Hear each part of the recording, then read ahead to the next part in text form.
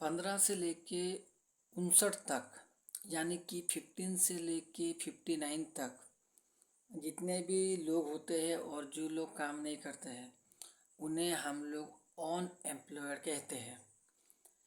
और जो इंसान यंग है और वो काम नहीं कर रहा है तो वो अपने देश के लिए और अपने घर के लिए, दोनों के लिए वो बर्डन है। हम जैसे कि जानते हैं कि इंडिया में ऑन एम्प्लॉयड बहुत ज़्यादा है। अब ऑन एम्प्लॉयड 2019 की सर्वे से हम लोगों को जो मालूम पड़ता है, जो हम लोगों को पता चलता है, वो लगभग 8% लोग ऑन एम्प्लॉयड है, यानी कि 8% लोग बेरोजगार है। जैसे कि सरकार कभी भी आपको सही जीडीपी नहीं दिखाता है, ठीक है। अगर वो सही जीडीपी दिखाएगा तो उसके हिसाब से जीडीपी भी ग्रोथ हो रहा है और ऑन एम्प्लॉयड भी ग्रोथ हो रहे हैं, जो कि पॉसिबल नहीं है। जितने लोग इंक्रीज होंगे, जितने लोग बढ़ेंगे, बेरोजगारी उतना ही ज़्यादा बढ़ेगा। जैसे कि कोई नेता बोलता है कि नहीं, हमारे टाइम में ये था, हमारा सरकार ये था, तो हमारे टाइम में बेरोजगार कम था। ये पूरी तरह से बकवास है। जैसे कि आप मान के चलिए 2012 में तकरीबन 10 मिलियन लोग बेरोजगार थे और सालाना 1 से 1.5% पॉपुलेशन ग्रोथ होता है। और जैसे 1 से 1.5% पॉपुलेशन ग्रोथ होगा तो उसी के साथ साथ ज़्यादा ऑन एम्प्लॉयड भी आएंगे। यही है फैक्ट।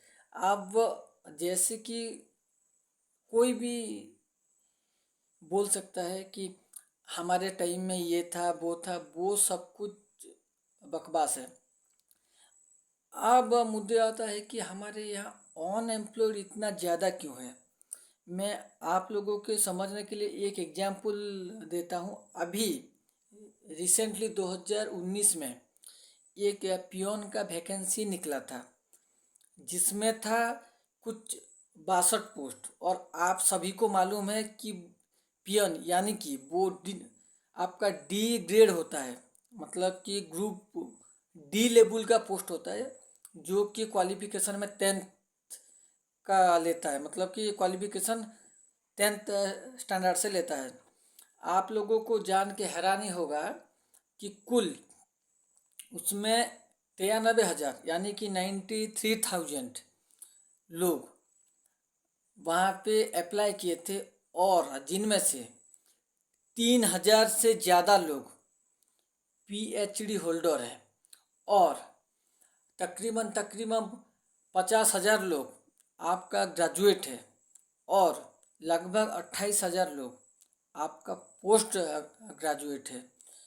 जो इसी में ही गवर्नमेंट कितना भी छुपाने की कोशिश करे, इसी में ही हमको मालूम पड़ता है कि इंडिया में, भारत में कितना ज़्यादा ऑन एम्प्लॉयड है।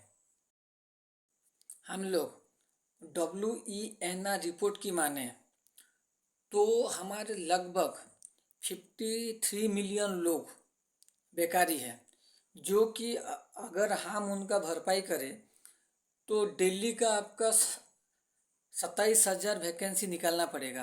अप्रोक्स आप लोग कैलकुलेट करेंगे तो 12 साल में ये जो भर्ती है वो आपका पूरा हो पाएगा। उस समय आप सोचिए आपका उम्र कहाँ से कहाँ पहुँच गया होगा। आपको जान के हैरानी होगा कि स्विट्ज़रलैंड का आबादी जितना है, हम तो उससे भी ज़्यादा हमारा इंजीनियर प्रोड्यूस कर लेते हैं। लेकिन शर्म की बात यह है कि नया नया इनोवेशन, नया नया रिसर्च में हमसे भी आगे स्विट्ज़रलैंड है, जो कि अपने आप में बहुत बड़ी बात है और हमारे लिए बहुत शर्मिंदगी की बात है। और इसमें जो हमारे अनएम्प्लॉयड है, इसमें हमारा एजुकेशन सिस्टम का बहुत बड़ा हाथ है। जैसे कि आप फॉर जो कि हमको सुधारना पड़ेगा, तो इसका बस ये एक ही उपाय है कि एजुकेशन सिस्टम को सुधारा जाए। और भारत में सिर्फ 80% 80% इंजीनियर अनएम्प्लॉयड है, 80%, और 53% अनएम्प्लॉयड जो लोग ग्रेजुएट है और पोस्ट ग्रेजुएट है। ये कितना बड़ा नंबर है आप लोग खुद ही सोच सकते हो। 80% इंजीनियर अनएम्प्लॉयड और 53% ग्रेजुएट और पोस्ट ग्रेजुएट अनएम्प्लॉयड। अगर इतना पढ़े लिखे लोग आपके इंजीनियरिंग, जो कि अपने आप में बड़ा कोर्स होता है, और आपका जो ग्रेजुएशन और पोस्ट ग्रेजुएशन है, वो भी अपने आप में बड़ी बात होती है। लेकिन अगर आपका 80% इंजीनियर अनएम्प्लॉयड रहेंगे और 53% ग्रेजुएशन अनएम्प्लॉयड रहेंगे, आप ही बताइए कि हमारा देश कहाँ से कहाँ जाएगा।